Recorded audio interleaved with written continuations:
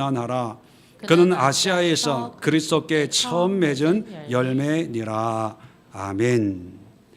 자, 오늘 이 말씀을 가지고 우리가 세우는 에클레시아라고 하는 제목으로 로마서 16장을 통해서 함께 은혜를 나누려고 합니다. 이제 오늘로 40일 기도회에 이어서 계속 우리가 살펴보고 있는 로마서의 마지막 시간을 가지려고 합니다. 2023년도를 시작하면서 매일매일 우리가 말씀을 가지고 은혜 나누고 기도했던 이 로마서의 마지막 16장, 바울이 쓴 편지가 신약 성경에 여러 권이 있지만 특별히 로마서 16장의 이 마침 인사말은 참 특별하고 여러 가지 의미를 가지고 있는 그런 장입니다. 여러분도 집에 가서 한번 일일이 그 이름을 한번 세어보면 아시겠지만 대략 한 26명의 이름을 언급하고 있습니다. 그리고 이 26명 중에는 여성의 이름으로 구별되는 이름이 9명이고 또 노예로 추측되는 사람이 한 11명 정도 그렇게 등장을 하고 있습니다. 왜 바울은 자기가 개척하지 않는 교회인 로마 교회에 정말 깊이 있는 말씀을 편지로 쓰면서 그 마지막을 간단한 인사말로 끝내는 것이 아니라 이렇게 26명이나 되는 이런 사람들의 이름을 일일이 언급하면서 인사를 하고 있을까? 그리고 문안하라, 문안하라, 문안하라는 말이 17번 나와요. 이 16장을 많은 학자들이 연구하고 또 묵상하고 또 해석을 하면서 여러 가지 의미를 주고 있는데 크게 5가지의 의도를 생각할 수가 있습니다. 왜 이렇게 바울이 이렇게 많은 사람들의 이름을 언급하고 하면서 문안 인사를 하고 있을까? 첫 번째는 말 그대로 이들에 대한 감사의 마음을 표하는 거죠. 이들이 나에게 이렇게 잘 해줬으니까 너희도 좀 만나면 인사해라. 그런 어떤 감사의 표시다. 이렇게 이해하고 있는 분들도 있고, 두 번째 또 해석의 관점은 뭐냐면 초대교회 때나 로마 시대에는 오늘날처럼 통신수단이 발달이 안 되다 보니까 그 사람이 가르치는 내용이 진짜인지 가짜인지 분별하기가 쉽지가 않았습니다. 요즘 같으면 전화로 해서 혹시 교회에 이런 사람 있으면 못 들어오게 해, 신천지야, 뭐 이렇게 정보가 금방 전달이 되는데 2000년 전에는 그런 수단이 없었기 때문에 여러 이단들이, 거짓 교사들이 두루 다니면서 여러 가지 해악을 끼치고 있었거든요. 자, 그런 상황에서 이들에 대한 신분을 보장해주는 역할을 한다. 그렇게 해석을 합니다. 여기 언급되어 있는 26명의 사람은 정말 믿음의 사람이고 하나님을 위해 헌신하는 사람이고 나를 보살피고 도와주는 우리 믿음의 형제요 자매니까 혹시 이런 사람 만나면 의심하지 말고 영접하고 받아줘라. 어떤 이들에 대한 신앙의 보증, 신분의 어떤 보장을 의도했다. 이렇게 또 이해를 합니다. 세 번째는 이 사람들이 이제 로마에서 사역을 하고 또 로마로 가서 하나님의 일을 할 때 정말 믿음의 사람이고 하나님의 사람들이니까 너희가 도와줄 수 있으면 도와줘라 라고 하는 어떤 하나의 추천장과 같은 역할을 했다. 그렇게 해석을 합니다. 그래서 이들이 교회를 방문해서 내가 아무개입니다, 어디에서 온 누구입니다 라고 하면 여기에 기록되어 있는 이런 사람들이라면 의심하지 말고 도와줄 수 있으면 도와주고 함께 사역을 부탁을 한다. 그런 의도였다는 거죠. 네 번째는 뭐냐면 이들의 정말 신실한 믿음의 모습을 로마 교인들에게 소개하면서 너희들도 이들을 본받아서 이렇게 좀 헌신하고 또 이렇게 신앙생활을 했으면 좋겠다. 좀 더 나아가면 바울은 서바나를 선교하려고 로마로 잠시 경유지로 들리려고 했지요. 그러나 자신은 예루살렘으로 가는데 거기서 어떤 일을 경험할지 바울이 장담할 수 없을 때 혹시 내가 죽더라도 이렇게 하나님을 위해서 헌신된 여성들, 노예들, 공무원들, 부부 이렇게 다양한 사람들이 하나님을 위해서 이렇게 헌신하고 열정을 가지고 수고한 것처럼 너희도 이렇게 교회 안에만 있지 말고 이들처럼 곳곳에 다니면서 교회도 세우고 복음을 전하고 이렇게 헌신된 그런 신앙생활, 그런 믿음, 성도가 되었으면 좋겠다라고 하는 하나의 도전과 헌신을 유도하는, 그래서 신앙의 동기부여를 주려고 하는 그런 의도였다, 이렇게 또 이해하는 분들도 있습니다. 다섯 번째 해석은 뭐냐면 16장에 나와 있는 다양한 사람들의 다양한 어떤 사역들을 소개하면서 이것이 단지 어떤 개인의 신앙의 모습이 아니라 이것이 에클레시아 교회의 모습이다라고 하는 것을 로마 교회에 소개하려고 하는 교육의 차원이다, 그런 해석입니다. 다시 말씀드리면 교회 안에서의 신앙은 이런 신앙이 돼야 되지 않을까라고 하는 의도에서 여러 가지 신앙을 가지고 있는 성도들을 교회에다가 소개를 하면서 이런 교회가 돼야 된다. 왜냐하면 지금 여기에 등장하는 사람들은 바울이 개척한 교회에서 신앙생활 하다가 여러 가지 이유에 의해서 이제 로마에 가게 되는 사람들이거든요.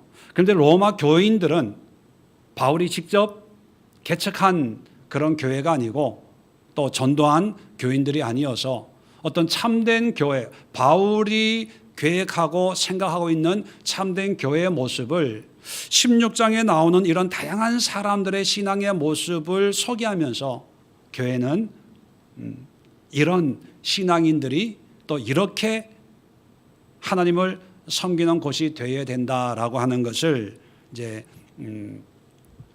알려주려고, 가르치려고 하는 그런 의도였다, 그렇게 해석을 합니다. 물론 이 다섯 가지의 의미가 어느 것이 맞고 틀리고의 문제가 아니라 어떻게 바라보냐, 관점의 문제지요. 이 다섯 가지가 아니라 더 다양한 그런 의미를 우리가 생각할 수 있고 또 교훈을 삼을 필요가 있습니다. 그런데 오늘 설교의 제목처럼 우리가 세우는 에클레시아, 교회의 모습, 진정한 교회의 모습은 어떤 모습이어야 되는가에 대해서 우리가 오늘 16장을 통해서 함께 은혜를 나누고 또 함께 도전을 받는 시간이 되었으면 좋겠습니다. 왜냐하면 교회의 모습과 또 구조나 거기에 담겨져 있는 어떤 형태는 시대가 변하면 자연스럽게 변화되는 것이 당연한 것들이 많이 있습니다. 뭐 프로그램이나 순서나 또 활동하는 여러 가지 모습들은 시대에 맞게 또 변화가 돼야 되고 또 적응이 돼야 되겠지요. 그러나 시대와는 상관없이 변질되지 말아야 될 본질적인 내용들도 있다는 것입니다. 물론 복음 자체는 변질돼서는 안 되겠지요. 그런데 로마서를 통해서 1장과 15장까지 쭉 이 복음에 대해서 설명을 하고 난 뒤에 이제 15장의 내용은 이런 복음을 깨닫고 믿음 생활하는 사람들의 그 공동체가 어떤 모습이 되어야 될까, 본질적인 교회, 에클레시아의 모습을 여기에 등장하는 사람들이 우리에게 보여주고 있고 로마 교인들에게 소개하고 있다면, 자, 오늘날 우리의 신앙, 우리의 에클레시아, 우리의 교회가 바울이 얘기하고 있는, 또 성경이 말씀하고 있는 그런 신앙의 본질적인 요소를 여전히 가지고 있는지, 아니면 몇 가지는 놓치고 있는지 우리 스스로 점검하고 확인해 보는 그런 시간을 가지면 좋을 것 같습니다. 그래서 오늘 1절부터 5절까지 시간이 되면 끝까지 다 살펴보면 좋겠지만 5절까지만 살펴보면서 네 가지 우리의 교회와 개인적인 신앙의 점검을 네 가지로 함께 살펴보도록 하겠습니다. 자, 첫 번째 1절을 보니까 내가 갱그레아 교회 일꾼으로 있는 우리 자매 베베를 너에게 추천하노니. 자, 베베라고 하는 자매를 제일 먼저 언급을 해요. 이 베베에 관해서는 그저 성경에 나와 있는 대로 갱그레아 교회의 일꾼입니다. 지도자인데 이 로마서를 쓰고 있는 곳이 고린도라고 말씀을 드렸습니다. 이 고린도에서 동쪽으로 한 10km만 가면 조그마한 항구 도시가 나오는데 그곳이 갱그레아예요. 그래서 이 베베라고 하는 이 여성인데 고린도에 도착한 바울의 전도를 받고 자기가 살고 있는 갱그레아 지역에 가서 자기 집을 교회로 만들어서 갱그레아 교회의 개척자가 바로 베베다, 이렇게 학자들이 연구를 했습니다.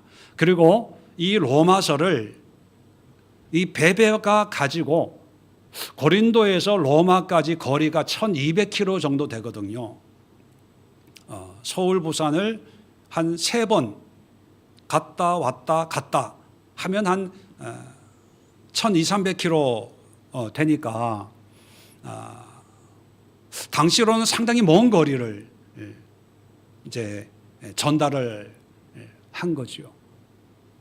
그래서 오늘 성경에 보면 먼 거리를 여자의 몸으로 편지를 가지고 왔기 때문에 그를 영접하고 무엇이든지 그에게 소용되는 바를 도와줄지니, 이렇게 여러 가지 필요한 것을 좀 공급해 줬으면 좋겠다, 그런 부탁을 드리고 있습니다.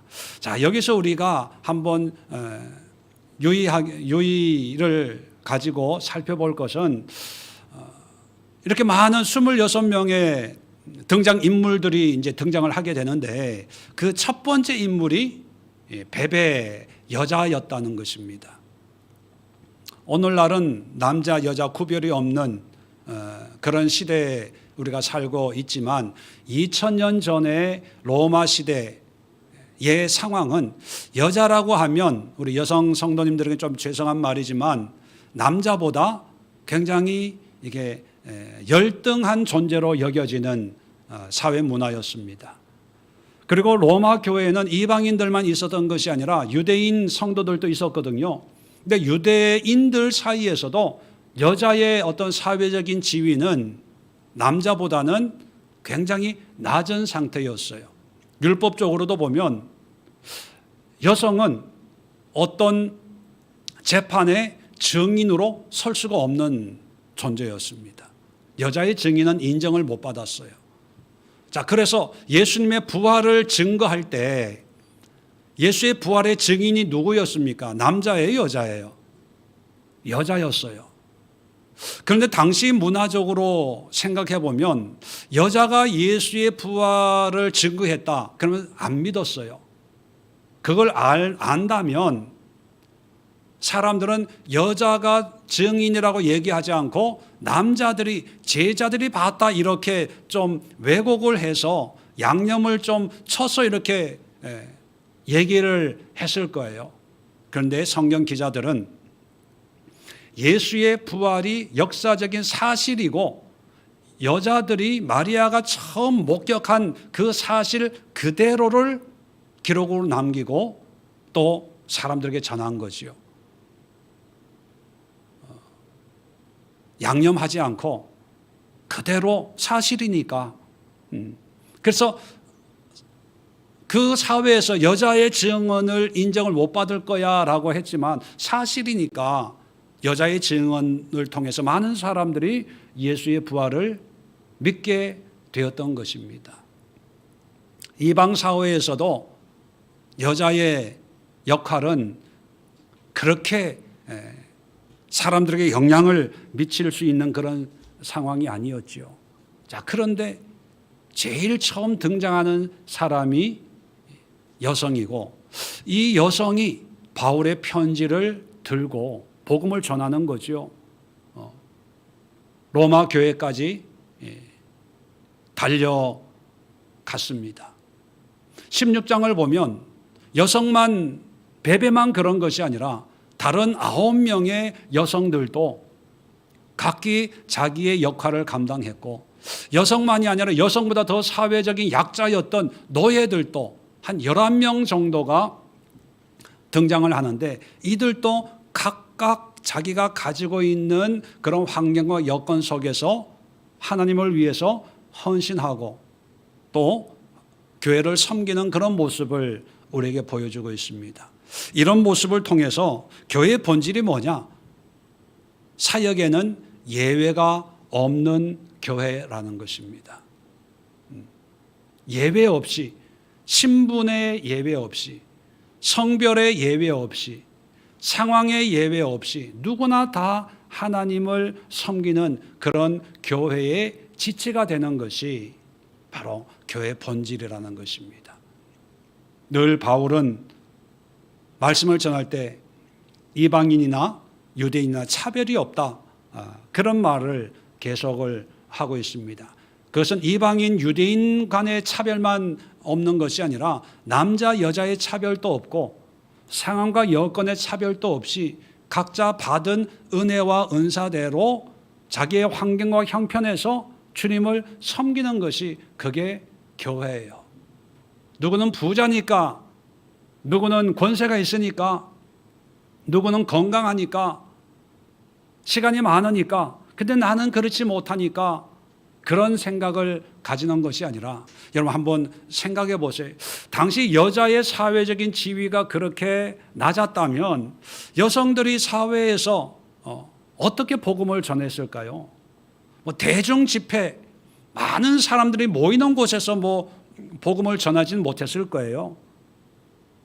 여자이다 보니까 집에서 자녀들을 믿음으로 양육을 하고, 또 여성이다 보니까 옆집 애기 엄마들하고 빨래하면서 음식 준비하면서, 그죠?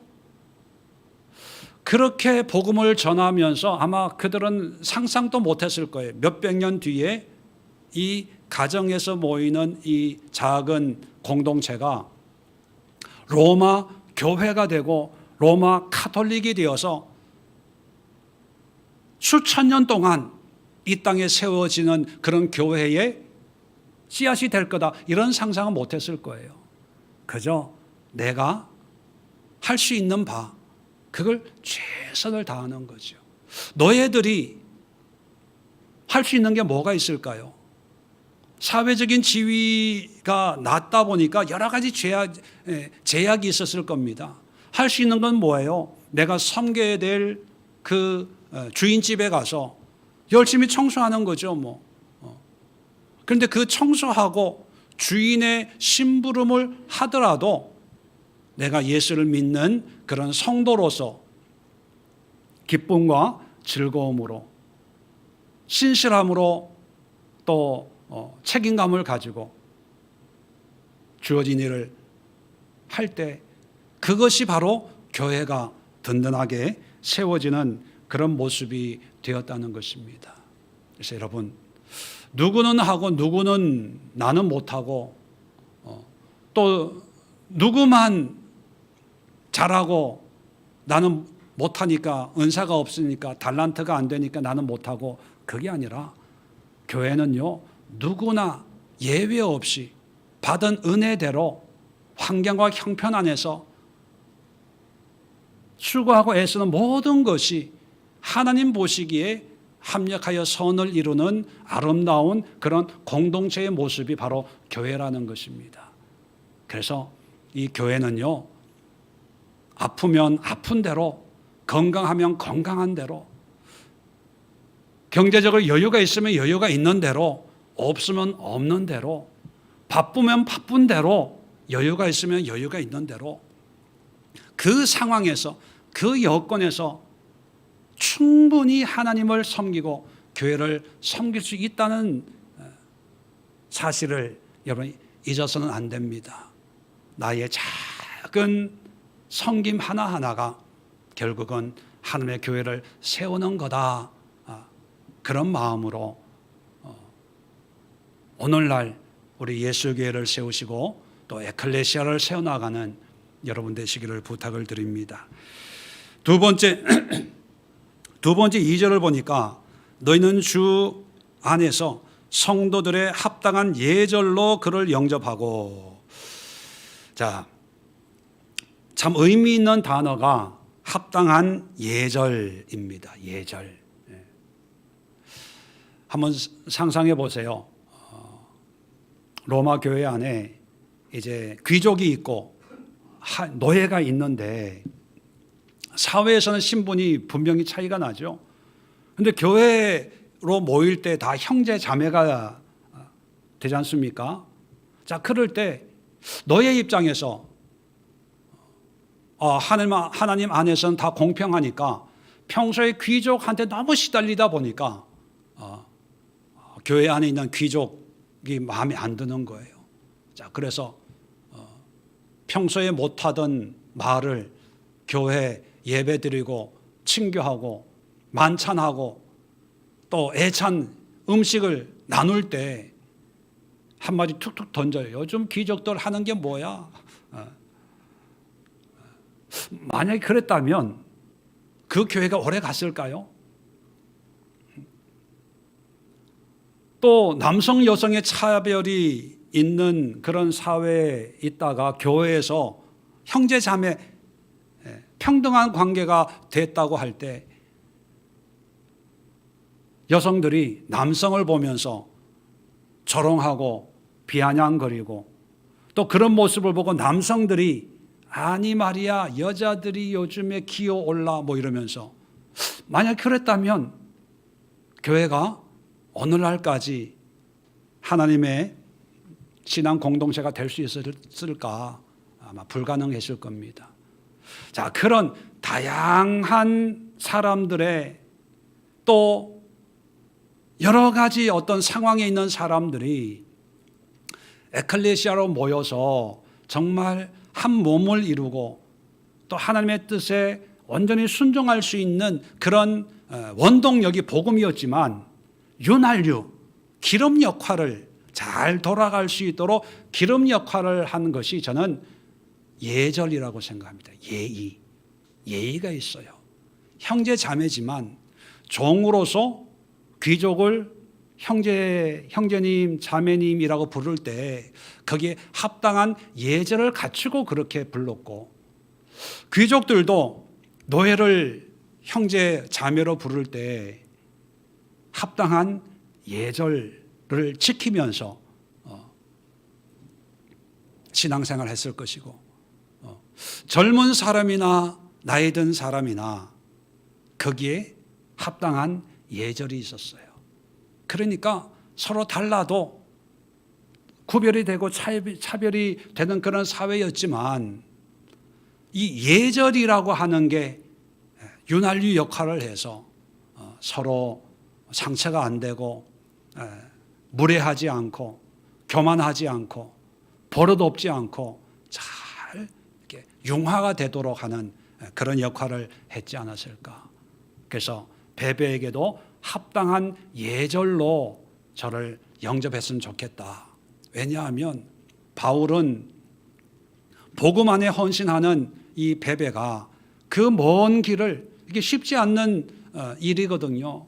그 일을 자원했을 때 기뻤지만 혹 로마 교인들이 나의 편지는 귀중하다는 걸 알기 때문에 편지는 받고 여자는 그냥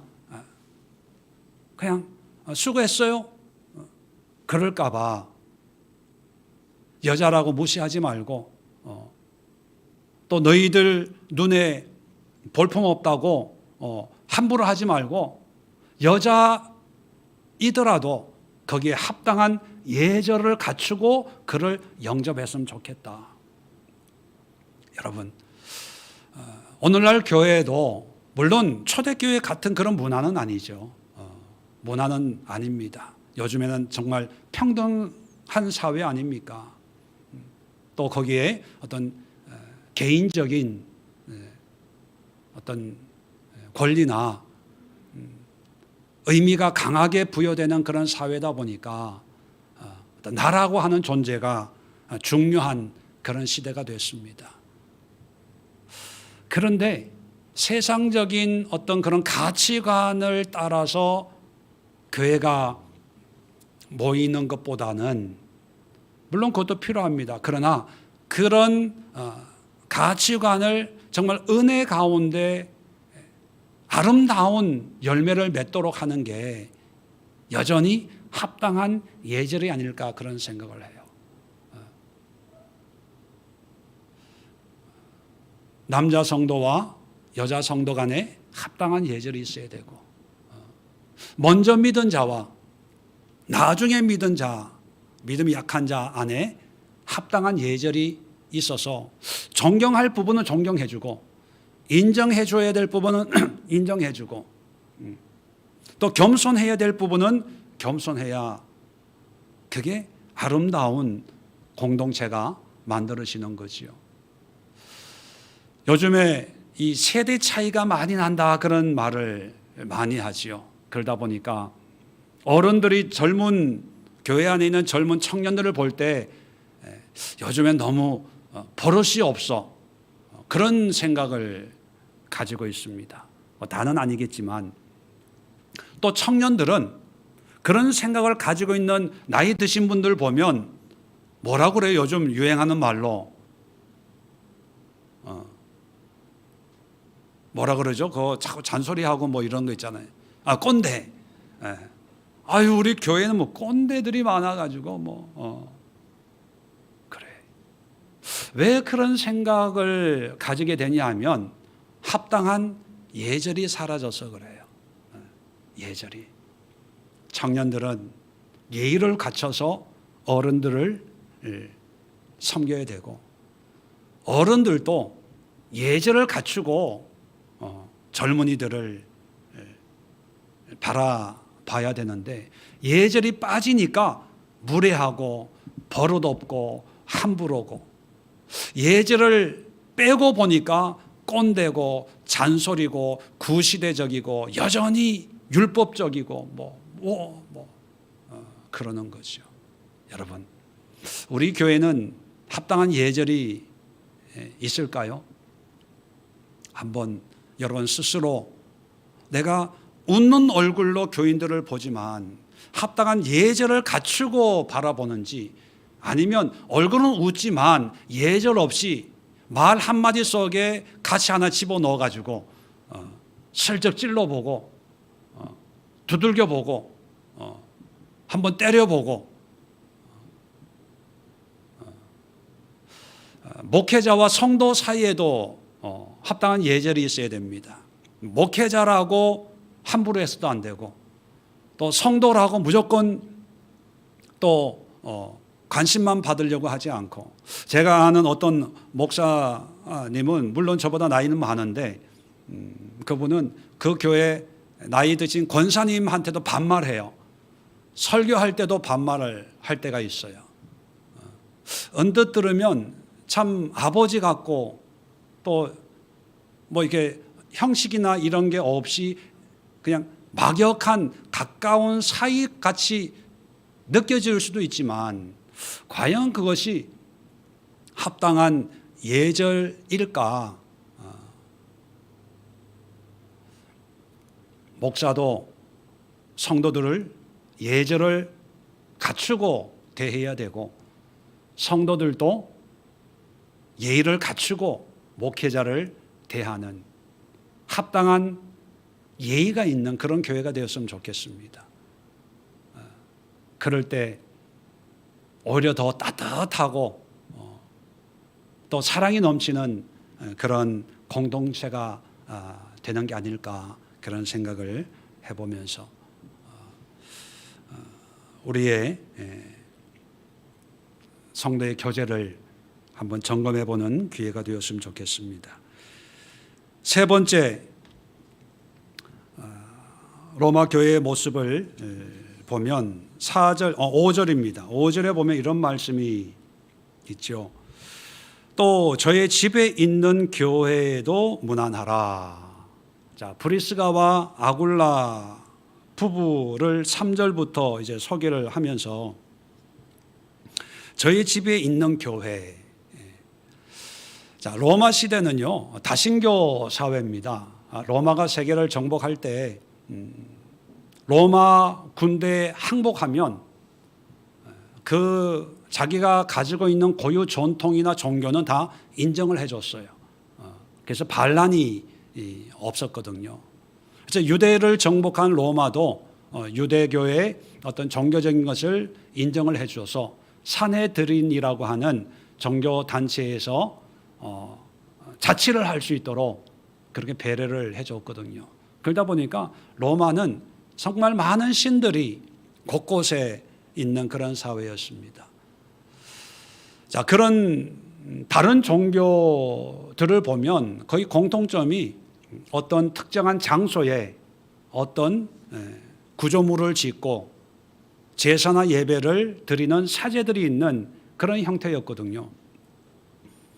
그런데 기독교 교인들은 어떤 장소가 있는 것도 아니고 사제가 따로 있는 것도 아니라 오늘날로 표현하면 평신도들이, 예수님을 믿는 사람들이 자기 집에서, 거실에서 몇몇 가정들이 함께 모여서 예배 드리는 것이 전부였습니다.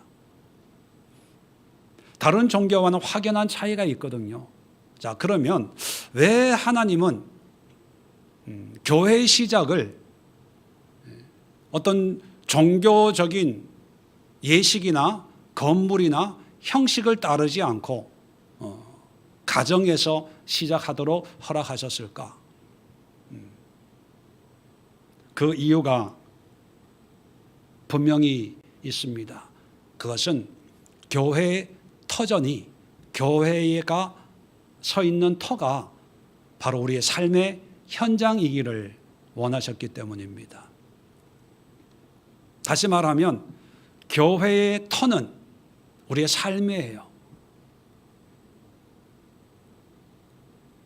우리의 삶의 현장, 그게 가장 대표적인 게, 집이라고 하는 것은 우리의 일상생활이 이루어지는 가장 개인적이고 또 외부 사람들은 쉽게 알 수 없는, 들여다볼 수 없는, 어떻게 보면 은밀한 나만의 공간일 수 있거든요. 그런데 이것을 하나님께 오픈하고 또 성도들에게 공개해서 같이 먹고 교제하고 예배드리는 그런 공간이었다는 겁니다. 자, 로마서라고 하는 책이 굉장히 신학적이고 논리적이고 체계적이고 또 상당히 영적으로 깊이 있는 말씀이라고 이야기들을 합니다. 그 이야기처럼 정말 깊은 하나님의 영적인 가르침을 이제 가르쳤어요. 근데 제일 마지막, 물론 12장부터지만 제일 마지막 장 16장을 뭘로 끝을 내냐 하면 각자 삶에서 어떻게 믿음 생활하고 있는지를 보여주고 있어요. 이건 뭐냐 하면 신앙은 이론이나 논리나 사상이나 신학이 아니라는 겁니다. 이해하고 배우고 깨닫고 아는 것이 아니라 내가 들은 하나님의 말씀을 내 삶 속에서 살아내는 거예요. 극단적인 비유일 수 있지만 여러분, 신학 박사학위가 몇 개인 교수와 이 시골 산골에서 믿음으로 사는 할머니의 모습을 하나님이 보실 때 누가 더 아름답게 볼까요? 믿음으로 순박하게 하나님을 섬기는 그 할머니의 모습이 아마 하나님께는 더 사랑스러울 거예요. 왜냐하면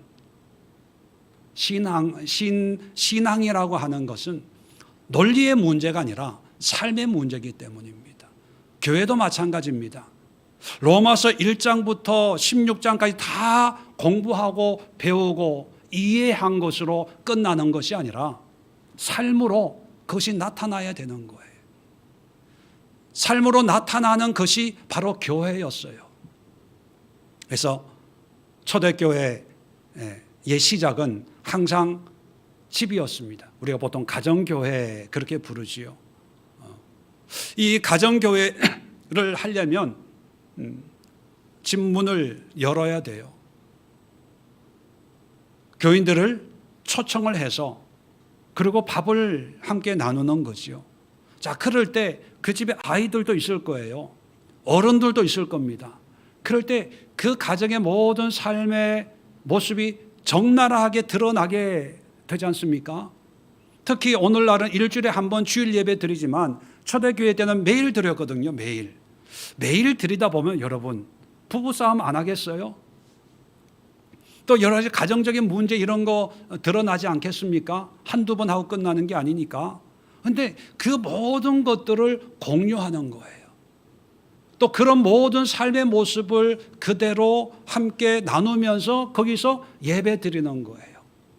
자, 이랬을 때 그 가정, 그 거실에서 모여서 예배 드렸던 이 예배가 몇백 년 뒤에 300년 뒤에 기독교가 공인이 되고 중세 시대의 로마 카톨릭이 되고 지금까지 바티칸처럼 지금까지 그 교회가 시작이 될 거라고 상상이나 했겠습니까? 아무도 그걸 기대하지도 않았고 상상도 못했을 거예요.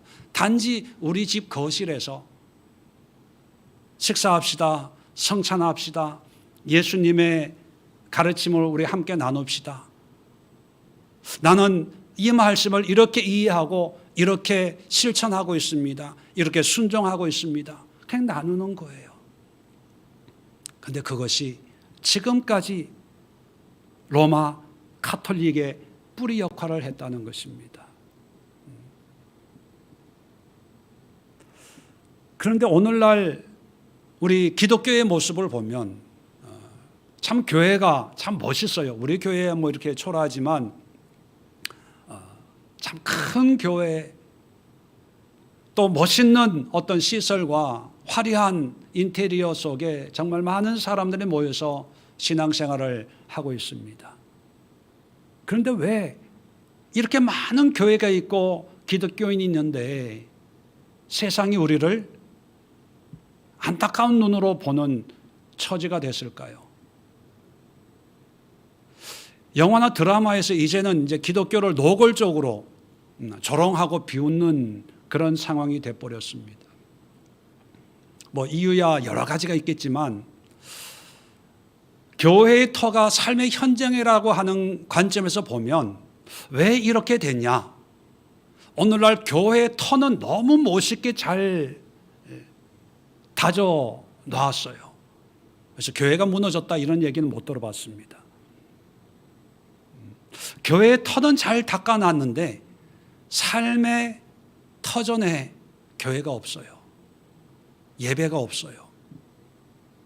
우리 집에, 우리 거실에, 삶의 현장에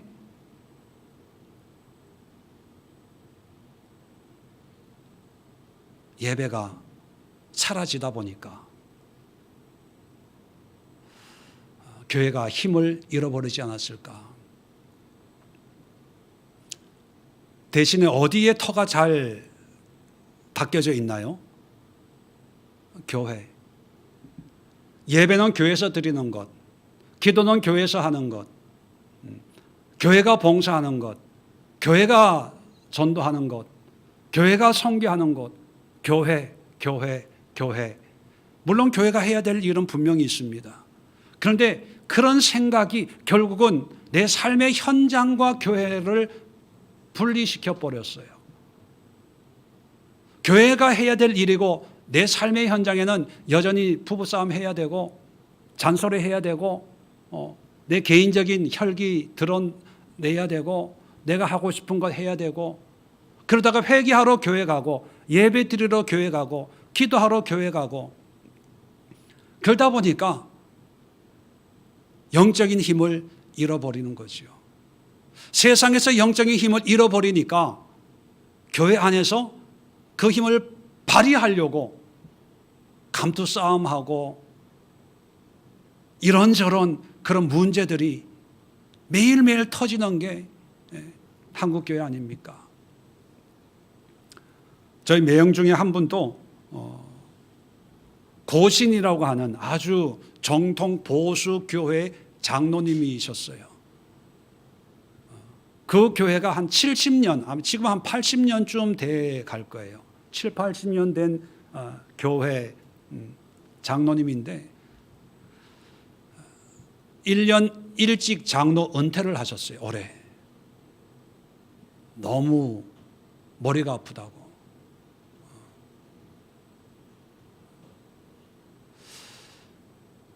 그 교회 안의 문제가 복음을 위해서 정말 우리의 구원을 위한 그런 문제가 아니고요. 정말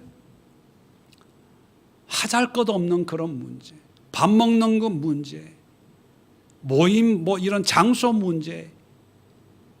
근데 그 교회는 장로교는 그런가 봐요. 고시는 매주 이 당회를 한대요. 매주. 그래서 제가 그 얘기를 듣고 장로교여서 당회하는 게 아니라 그 교회가 문제가 많으니까 당회를 하는가 보다 그런 생각을 했습니다. 왜냐하면 세상에서는 믿음의 힘을 발산할 어떤 여력이 없다가 교회에 오면 이제 나의 존재감을 드러내고 싶은 거지요. 오히려 세상에서는 나의 모습을 감추고 있다가 삶의 현장에서는 그냥 세상도 살다가 교회에 와서는 뭔가 하나님 앞에 하고 싶고 믿음을 주장하고 싶고 외치고 싶어서 자꾸 그런 문제에 개입을 하는 거예요. 그러다 보니까 교회가 아픈 거죠. 병 들어가는 거예요. 제가 저희 매형한테 그랬어요.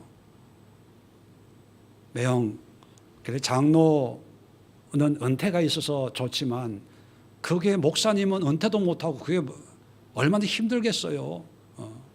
제가 웃으면서 그런 얘기를 했습니다. 얼마나 머리 아프겠어요. 그 이유가 여러 가지 있겠지만 여러분 우리가 놓쳐서는 안 되는 게 뭐냐면 삶의 현장입니다. 배워야 되죠. 알아야 돼요. 연구할 건 연구해야 돼요. 열심히 깊이 있게 팔 건 파세요. 그러나 그 결과는 항상 내 삶의 현장에서 나를 구원해 주신 예수님을 높이고 찬양하고 섬기고 이웃을 사랑하고 희생하고 겸손하고 하나의 미랄이 되는 거예요. 이런 게 나타나지 않으면 그것은 오직 지식밖에 되지 않아요. 지식이 된다는 것은요, 실천하지 않는 지식은 필연적으로 어디로 가냐? 교만입니다. 자, 교만의 결과는 뭘까요? 패망입니다. 망하는 길이에요. 우리가 40일 기도회 로마서를 마쳤지 않습니까? 그 결과 로마서는 이런 내용이구나, 이거구나, 이렇구나, 그걸로 끝나면 안 돼요. 그건 교만이에요. 그건 패망의 길이에요. 하나님의 말씀이 이렇기 때문에 나는 내 삶의 현장에서 이렇게 기도하고 이렇게 헌신하고 이렇게 순종하고 이런 마음으로 이렇게 담대하게 살아가리라 라고 하는 그런 삶의 고백으로 끝나는 것이 바로 하나님의 마음이고 그것이 로마서를 쓰고 있는 바울의 마음이고 그런 마음을 담아서 로마 교인들에게 소개하고 있는 게 26명의 등장 인물들이라는 거예요. 네 번째, 마지막으로 16장 전체를 보면 한마디로 연합과 조화의 교회입니다. 연합하고 서로 조화를 이루는 교회. 자, 연합, 조화 참 좋은 말입니다. 근데 이 연합과 조화의 근거가 뭐냐 하면, 전제가 뭐냐 하면 다름입니다. 다르다는 거예요. 다르니까 연합하는 거죠.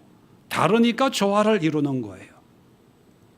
신분이 다르고요, 상황이 다르고 여건이 달라요. 물론 복음은 하나지만 지금 에클레시아라고 하는 공동체의 본질에 대해서 말씀을 하고 있습니다. 복음이 다르다는 얘기가 아니라 복음은 하나지만 그 복음을 믿는 다양한 사람들이 에클레시아에 모여 있어요. 자, 다양하고 다르다는 것은 참 불편한 게 많아요. 편치가 않습니다. 적응이 안 돼요. 맞추기가 쉽지가 않아요.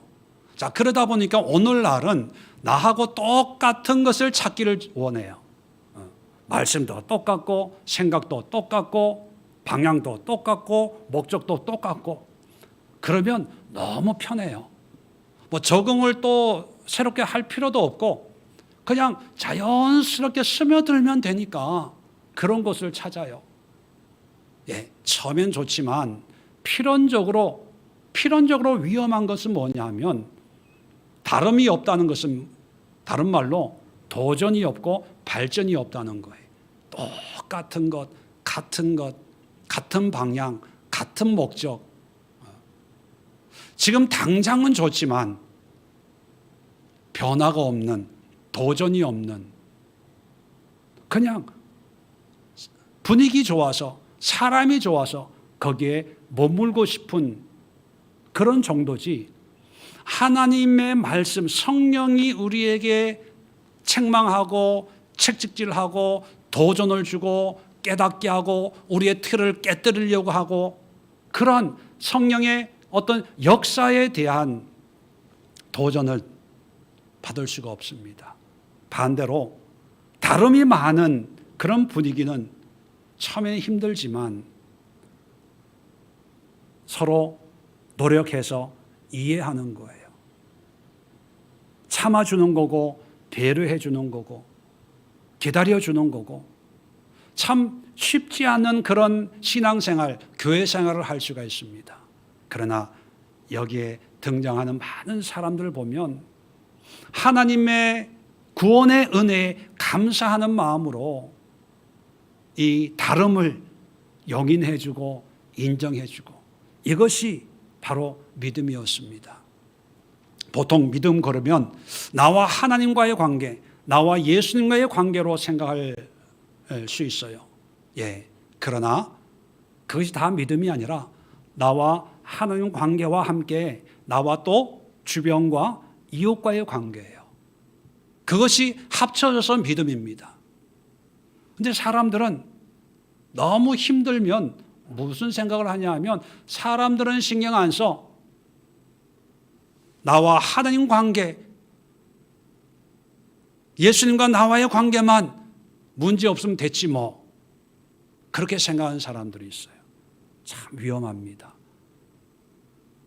믿음이란, 예수님도 율법의 강령으로 말씀하신 게 뭡니까? 하나님을 사랑하고 이와 같이 내 이웃을 내 몸과 같이 사랑하라. 이 주변과의 관계, 주변 사람들과의 관계를 무시해서는 건강한 믿음을 이야기할 수가 없습니다. 근데 오늘날 보면 주변 사람들하고는 별로 나는 교제 안 해도 돼, 신경 안 써도 돼, 예배만 드리고 하나님만 믿고 하나님 뜻에만 순종하면 되지 뭐, 그러한 일방적인 그런 생각이 지배적인 그런 시대가 되어버렸습니다. 그런데 12장부터 16장까지 쭉 보면 복음을 경험하고 믿음으로 말미암는 하나님의 은혜를 경험한 사람들은 이제 12장부터는 다 옆 사람과 주변과 상황과 여건 속에서 어떻게 우리가 이 믿음을 지켜나갈 것인가의 이야기를 담고 있거든요. 그렇다면 다름이 잘못이라고 생각하지 마시고 다름을 통해서 내가 믿음을 실천하고 실현하고 삶으로 옮기기 위해서 서로 연합하고 조화를 이루어서 아름다운 모자이크를 만드는 수고를 내가 해야 된다라고 그렇게 마음을 먹으셔야 돼요. 아마 오늘 오후 3부 시간에 잊혀진 제자도라는 책을 가지고 우리가 공부를 하고 있는데 그 책을 제가 두 종류의 책을 가지고 우리 공부하러 모인 분들에게 이 책은 내용이 이렇고 이 책은 내용이 이런데 여러분들은 무슨 책을 공부하고 싶습니까? 해서 다수결로 뽑은 책이 잊혀진 제자도예요. 근데 공부를 해보시면 아시겠지만 저희 상황과 너무나 잘 맞는 그런 책을 선정을 했다 그런 생각을 합니다. 왜냐하면 40일 기도를 딱 마치고 그 책이 딱 시작이 됐거든요. 40일 기도 동안 우리가 말씀의 은혜를 누렸는데 잊혀진 제자도 그 책은 뭐냐면 그 하나님의 은혜와 말씀을 경험한 사람들이 어떻게 풍성한 은혜의 삶을 살아내야 되는가, 그게 제자도예요. 그 제자도는 내가 노력하고 수고하고 애쓰는 우리의 몫이 바로 제자도예요. 좀 더 자세하게 공부하고 싶으면 점심 같이 먹고 오후 시간에 같이 공부를 하시면 더 분명하게 이해가 될 겁니다. 그리고 사역에는 예외가 없다 말씀을 드려서 제가 가르치는 게 아니라 우리 교회 집사님이 잘 준비하셔가지고 강의를 하니까 사역에 예외가 없습니다. 말씀을 정리하고 마치도록 하겠습니다. 참 로마서를 시작하면서 여러 가지 염려와 또 두려움과 또 시작하면서 40일 동안 정말 하루도 마음 편하게 쉬지 못하고 말씀에 사로잡혀서 40일을 달려왔고 또 우리 성도님들도 말씀에 많이 도전을 받고 또 은혜를 사모하는 그런 시간들이 되어서 정말 감사하고 특별한 그런 40일 기도를 드렸다 생각을 합니다.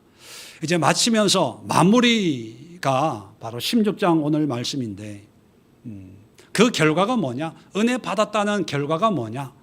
또 배웠다는 그 결과가 뭐냐? 그것은 바로 우리의 삶으로 우리 모두가 에클레시아가 되는 거예요. 나 혼자가 아니라 함께 하나님을 섬기는 그런 공동체를 이루는 것이 바로 로마서가 우리에게 주는 도전이 아닌가 그런 생각을 합니다. 그래서 조금은 서투르고 믿음이 약한 자가 있고 믿음이 강한 자가 있고 일찍 믿은 사람이 있고 늦게 믿은 사람이 여러 종류가 있지만 서로 격려하고 기다려주고 인내하면서 우리의 삶 속에 역사하시는 성령의 인도함을 따라서 합당한 예제를 갖추면서 서로 사랑하고 섬기는 그런 신앙 공동체를 이루어서 지금은 우리 눈에는 이것밖에 보이지 않지만 장차 이런 공동체가 앞으로 어떤 모습으로 성장하고 또 얼마 동안 이런 영적인 영향력을 이 땅에 미칠지 그거는 하나님만 아시는 거죠. 그런 하나님의 뜻에 우리가 순종하고 쓰임받는 마음으로 우리가 기도하고 아름다운 교회를 세워나갈 수 있도록 우리가 서로를 섬기고 사랑하고 또 하나님을 사랑하는 그런 예수의 교회 그리고 모든 성도들 되시기를 주의 이름으로 부탁을 드립니다. 기도하겠습니다. 좋으신 하나님 아버지, 로마서를 마치면서 마지막 인사말로 전하는 로마서 16장의 말씀을 통하여 우리의 삶의 현장 속에서 각자가 합당한 예절을 갖추고 누구나 차별 없이 참여하며 연합하고 조화를 이루어 예수 그리스도의 복음을 전하고 또 그렇게 살아내는 우리 예수의 교회가 될 수 있도록 은혜 허락하여 주시옵소서. 이제는 우리 주 예수 그리스도의 은혜와 하나님 아버지의 크고 놀라운 사랑하심과 성령의 교통하심이 예배하는 모든 믿음의 권속들 위에 지금부터 영원까지 함께하옵시기를 간절히 축원드리옵나이다. 아멘.